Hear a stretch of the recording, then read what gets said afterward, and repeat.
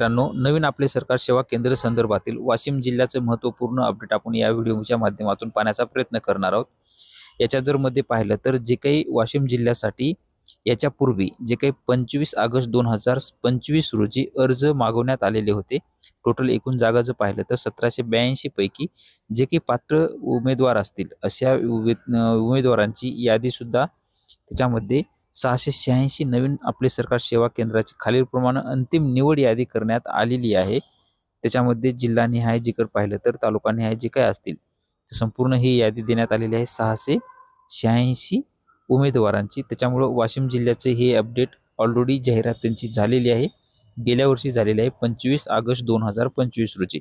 त्यानंतर जर नवीन जाहिरात आली 26 मध्ये 27 मनात तर त्याच्यानंतर आपण अपडेट देण्याचा प्रयत्न करणारच आहोत। हे फक्त वाशिम जिल्ह्यासाठीचं हे महत्त्वपूर्ण अपडेट आहे।